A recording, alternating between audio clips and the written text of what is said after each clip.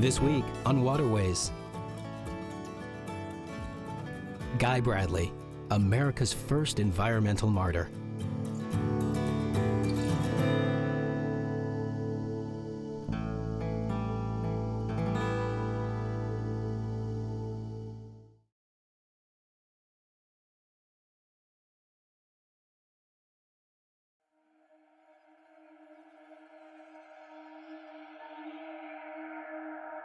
In 1905, at the southwest tip of Florida, there was a place that some called the end of the world. With more than 50 miles of impenetrable swamp separating it from the nearest settlement of any size, it was far from civilization, and most of its inhabitants liked it that way. People there were running from debts, old grudges, and the law. This frontier settlement was called Flamingo. In the first years of the 20th century, the law would come to this remote corner of the country. It would pit Guy Bradley and Walter Smith, two former friends, against each other in a contest of wills. On July 8, 1905, the two would meet at Flamingo's Oyster Keys. Only one would survive. Smith, on a large vessel, which was a schooner, he had a rifle. He was standing elevated above Guy, shooting down at him. Guy was standing in a small rowboat. It is not clear whether Guy Bradley shot first. There is that claim made, but we don't know for sure that was the case. What we do know is that Smith, with his high-powered rifle, shot him in the collarbone. He just ripped the top part of his chest open there and killed him very quickly. Who were these two men? What were they fighting about? What really happened that day in 1905 when they faced each other with guns drawn near the small village of Flamingo?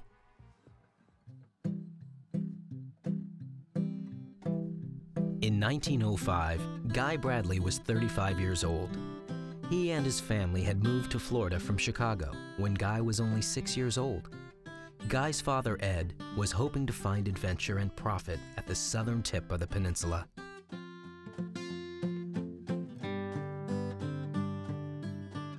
The family settled not at Flamingo, but farther north along Florida's east coast near Lake Worth. The Florida where Guy grew up was a wild place. Like most young boys on the South Florida frontier, Guy helped the family by cutting wood and digging potatoes. But there were bigger profits in hunting birds for their plumes. In the 1870s, 1880s, and 1890s, every fashionable woman in Paris, New York, or any other big city just had to have the plume of an exotic bird on their hat.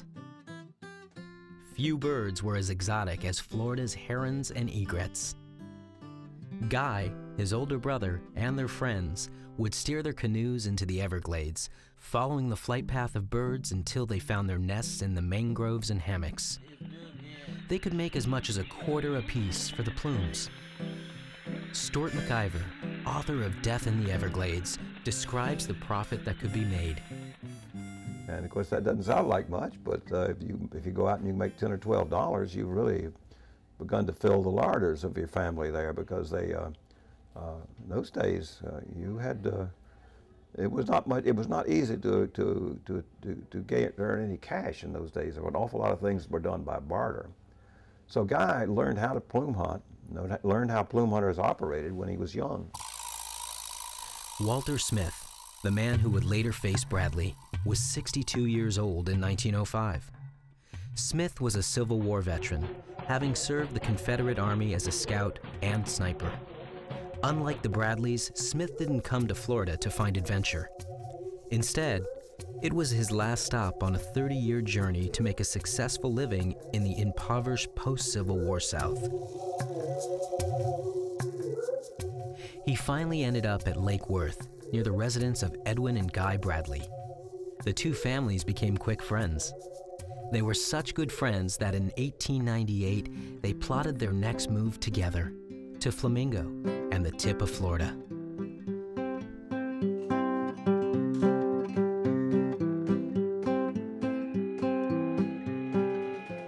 were rumors that Flamingo would soon be a boom town.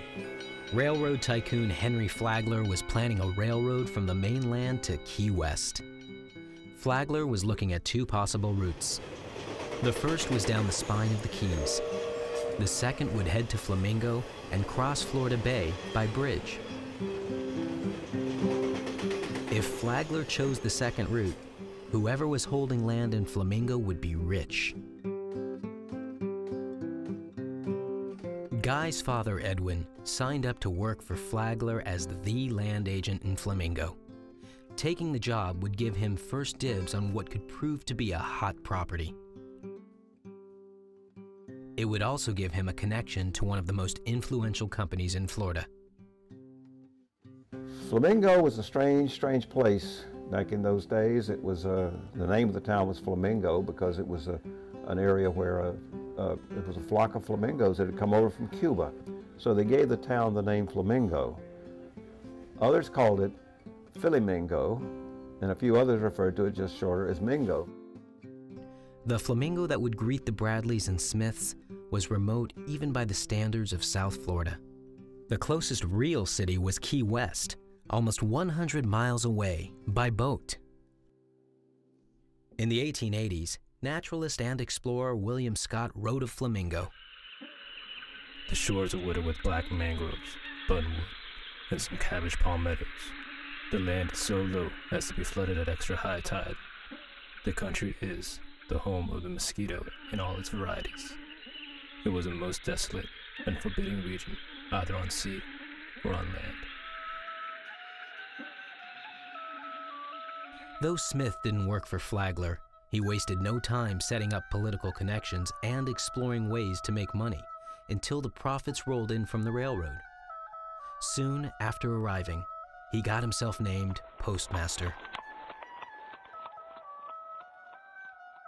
Well, Walter Smith was a very impressive figure. He was sort of a power-driven man. He pretty much controlled what was around him, or he tried to. He had been a sharpshooter in the Civil War. Came from Newbern, North Carolina. He was, as I say, was very active, an active figure. He'd like to take charge of and take control of whatever situation he was in, and he was a man to be reckoned with. And he was a good friend of the families, of the Bradley family for many years. One business scheme Smith cooked up involved the Bradleys and birds. He invited Guy and his brother Lou to join him in hunting cormorants for the market in Key West. The blackbirds were one of the only seabirds considered tasty by the locals and fetched $0.25 apiece. Guy accepted. But Guy's days as a bird hunter were numbered. While locals in Flamingo were shooting birds for food or sale, conservationists in New York were working to make bird hunting illegal. In the late 19th and early 20th century, the conservation movement was gaining momentum in the United States. For years, U.S. citizens had been convinced that the riches of their nation were inexhaustible. But as they watched the passenger pigeon go extinct, huge herds of bison disappear, and the vast forests of Ohio and Michigan fall to the axe, they realized they could make things disappear. The conservation movement counted among its supporters President Theodore Roosevelt and many wealthy East Coast businessmen. In 1901, these men turned their attention to Florida's birds. According to biologists and explorers, and even some plume hunters themselves, plume hunting was wiping out birds. In 1901, Northerner William Dutcher of the Audubon Society convinced the Florida legislature to outlaw the hunting of any birds other than game birds, like turkeys. They could credit their success to the help of Senator Hunt Harris of Key West. It wasn't the last time Hunt Harris's life would intersect with that of Guy Bradley and Walter Smith. While conservationists now had their law, they had no one to enforce it. Dutcher, the man who pressed for the law, began to ask contacts in Lake Worth and Miami if they could recommend a local for the job. One contact wrote that he knew the perfect guy for the job. His candidate came from a respected South Florida family. He had hunted birds himself, and so knew the trade and the men involved. This man was recently married and needed a steady job. Best of all, he was already living in Flamingo, near some of the largest remaining rookeries. His name was Guy Bradley.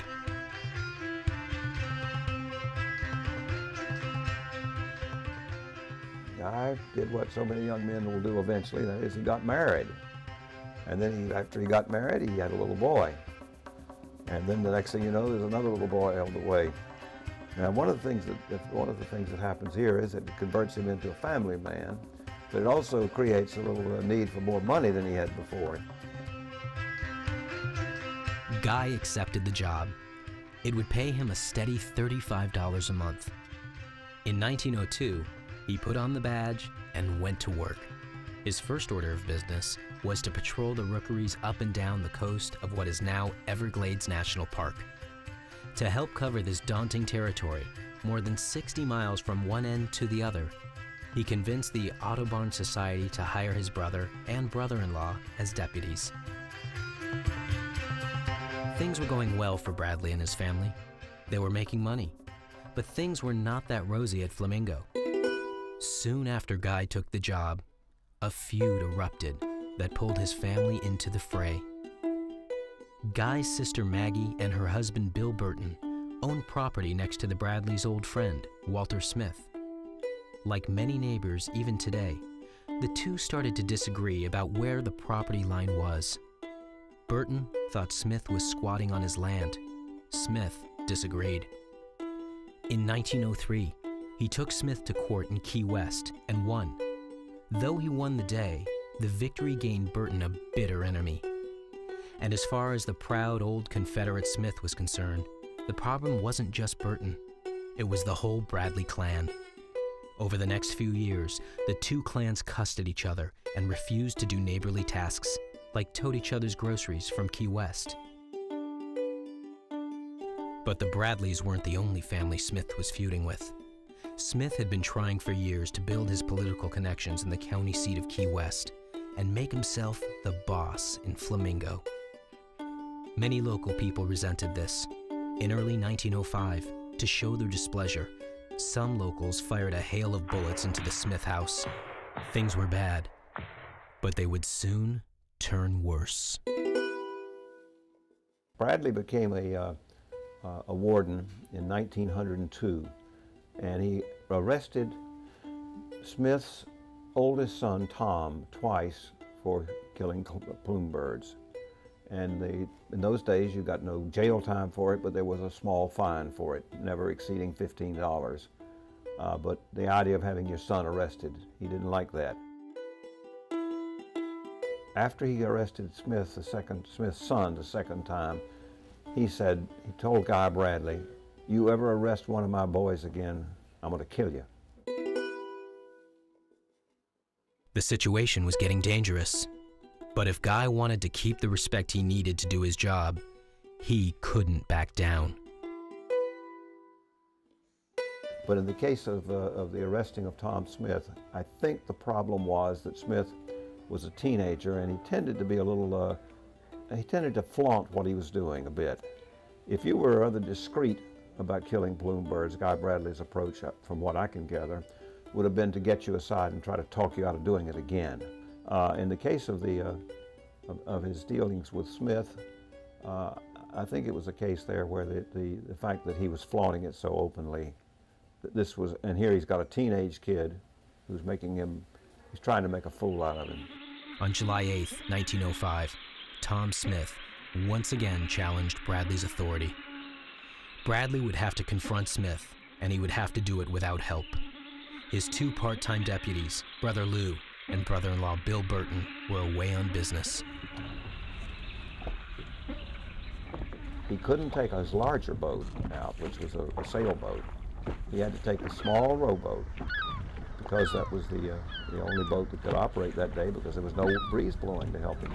So he apparently went out with his pistol, got on the boat, and rowed out to the island, to the Oyster Keys. Guy's wife watched him row off towards the Oyster Keys at 9 o'clock. It would be the last time she saw him alive. At midday, Smith's boat, the Cleveland, returned to Flamingo. Walter Smith told his family, "We've got to load up and get out of here. I'm going to Key West to give myself up. I've killed Guy Bradley." He left without telling anyone else in Flamingo what had happened. The next day, Sunday, Guy's wife, Franny, was sick with worry. Why hadn't Guy come home? She asked family friend Gene Roberts to go look for him. Roberts rowed out towards Cape Sable and found Bradley's boat floating near a small village of black charcoal makers. The boat appeared abandoned, but when he drew closer and looked inside, he saw Guy lying dead in the boat, shot clean through with his pistol at his side. In Key West, Smith turned himself in. He told the sheriff, "I've shot Guy Bradley."